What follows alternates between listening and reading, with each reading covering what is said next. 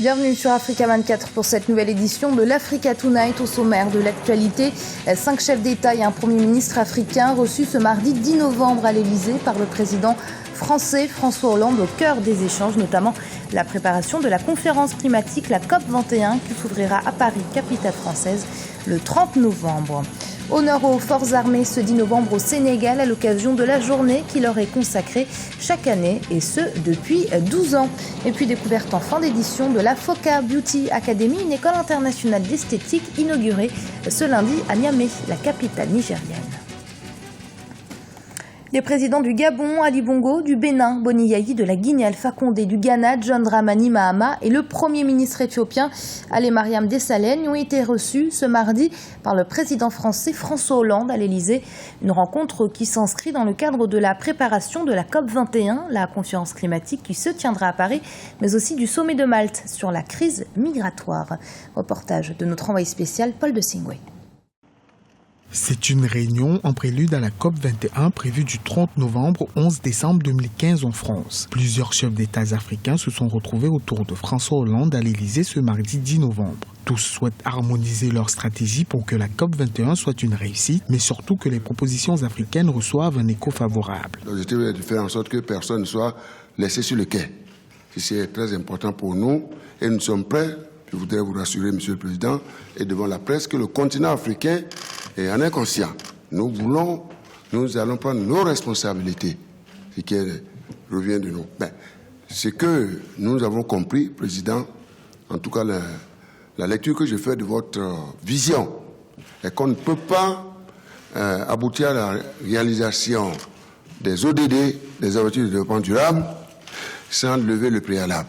Le préalable, pour moi, c'est cette question de changement climatique. Sur les 50 pays les plus vulnérables au changement climatique, 36 se trouvent en Afrique subsaharienne. Pourtant, cette partie du monde n'émet que 4,57% de gaz à effet de serre. Ce déséquilibre est aussi pointé du doigt par les chefs d'État africains.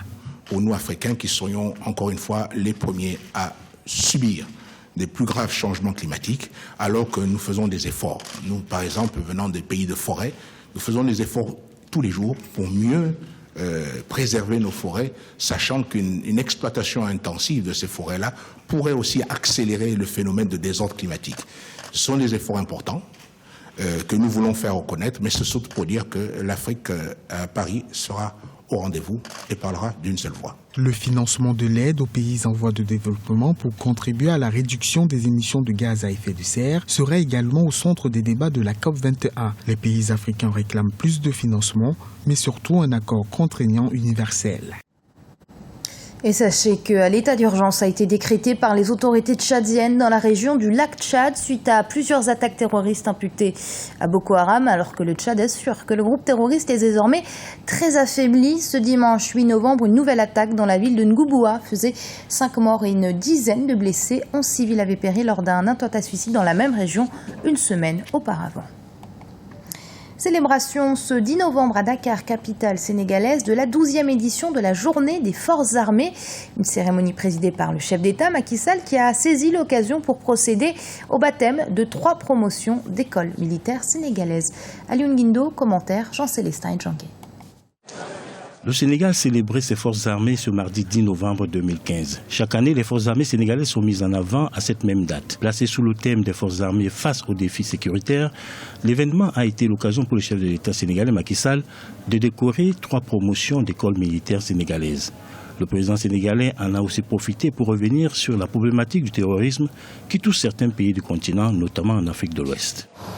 Mais la menace la plus aiguë reste assurément le terrorisme djihadiste, plus particulièrement. Ces forces obscurantistes mènent contre le monde libre une véritable guerre totale au sens militaire du terme. En effet, elles tuent, mutilent, détruisent ou paralysent les appareils de production. Pire, ayant à l'évidence lu le grand stratège chinois Sun Tzu, elle s'attaque à l'essence même de notre être, à la substance de la société, la culture, et les traditions. À l'occasion de la journée du 10 novembre, le président Macky Sall a évoqué l'implication de l'armée sénégalaise dans les conflits externes. À titre d'exemple, le Sénégal est le 7e pays contributeur de troupes pour les opérations de maintien de la paix, les OMP, des Nations Unies, avec 3628 casques bleus. À côté de cela, le président Macky Sall est revenu sur la nécessité de développer un nouveau système de renseignement plus efficace. J'instruis le commandement à développer un système de renseignement performant, capable même de savoir ce que l'ennemi va penser. Il nous faut inscrire notre démarche dans l'anticipation plutôt que dans la réaction. À ce titre, nous ferons nôtres ces principes de guerre fondamentaux. Rappelons que Dakar, la capitale du Sénégal, a abrité ces 9 et 10 novembre 2015 le 2e forum sur la paix et la sécurité en Afrique. Le 3e congrès extraordinaire du Parti démocratique de Guinée équatoriale, parti au pouvoir, a commencé ce mardi 10 novembre dans la ville de Bata, en présence du président fondateur Théodore Obiang Basogo.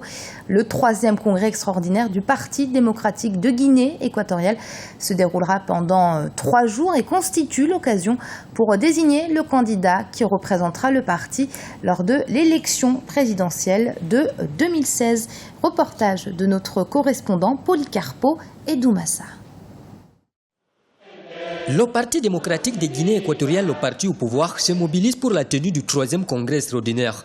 À l'issue de la célébration du 3e congrès extraordinaire, le président fondateur du PDGE, Théodore Obiang Basogo, multiplie les rencontres avec les membres de son parti.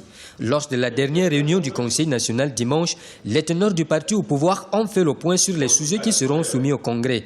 La désignation d'un candidat à l'élection présidentielle de 2016 figure au menu des discussions. Pour le leader du PDGE, la célébration du congrès constitue l'occasion pour analyser les problèmes qui touchent la société équato-guinéenne.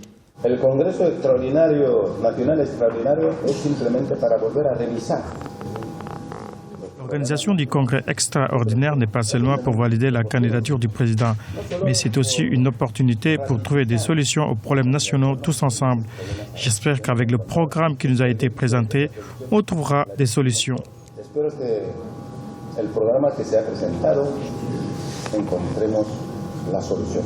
D'après la présentation du rapport général sur les avancées des travaux de l'organisation du congrès, les militants du PDG ont manifesté leur joie et ils sont optimistes pour la réussite de l'événement. Actuellement, tout a été déjà préparé pour qu'à partir du 10, tout soit déjà prêt pour la meilleure organisation. La réussite de ce congrès va être totale, au haut niveau, parce qu'avec toutes les commissions d'organisation, tout ce qu'ils ont pu préparer, je vous assure que ça va être une réussite totale. Depuis sa création en juillet 1986, le Parti démocratique de Guinée équatoriale a organisé 3 congrès extraordinaires. Le premier congrès a eu lieu en 1991, le deuxième en 1997 et le troisième en 2015. Tous ont été organisés à Bata. La première école d'esthétique du Niger a ouvert ses portes ce lundi 9 novembre à Niamey, spécialisée dans la formation en coiffure professionnelle et esthétique cosmétique. Le Foka Beauty Academy espère révolutionner au Niger et en Afrique de l'Ouest l'univers du luxe et de la beauté. Reportage de notre correspondant Franck Noudofina. L'école internationale d'esthétique et de haute coiffure qui a ouvert ses portes lundi à Niamey est le premier centre professionnel dédié au métier de la beauté et du luxe au Niger. Mise en place par Amifoka, l'école propose aux jeunes étudiantes une formation diplômante d'1 à 2 ans à Niamey. Elle est en partenariat avec l'Institut de beauté FD Conseil en France et l'Académie internationale de beauté à Douala au Cameroun. Je suis convaincue qu'il y a un réel besoin parce que jusqu'à maintenant, c'est toujours de manière artisanale que ça se passe. Les filles sont formées sur le tas, elles ont juste une expérience, disons, pratique de la chose. Mais l'esthétique et la coiffure évoluent. Il y a beaucoup de choses qu'elles n'ont pas. Et elles n'ont pas fait des cours d'hygiène, de physique, chimie, savoir la composition des produits, la peau, de quoi elle est constituée, le cuir chevelu. Tout ça, c'est des choses qu'il faut impérativement savoir avant de créer son salon ou son institut de beauté. L'enseignement au Foka Beauty Academy est basé sur 7 différents modules. Un enseignement général et un enseignement professionnel comprenant la biologie et la cosmétique. Avec 70% de cours pratiques et 30% de théorie, Foka Beauty Academy espère aujourd'hui révolutionner le secteur de la beauté et de l'esthétique, très peu mis en valeur au Niger. Il n'y a pas que la science parlant de la médecine, c'est aussi l'esthétique. L'esthétique, pareil, on ne va pas être du reste. Et il y a un réel besoin dans le marché concernant l'esthétique. Et surtout que nous, c'est une formation en poids, c'est-à-dire après la formation, les apprenants ont un métier à main, ils pourront soit s'installer ou alors ouvrir leur propre institut. Foka Beauty Academy propose également des cours accélérés et des formations à la carte pour les professionnels déjà en service au Niger et en Afrique. Les étudiants auront également la possibilité d'aller en stage au Cameroun, en Côte d'Ivoire ou encore au Bénin. Et ce journal a été préparé par l'ensemble de la rédaction. Merci de l'avoir suivi. Restez sur Africa 24. Dans un instant, une nouvelle édition de l'information.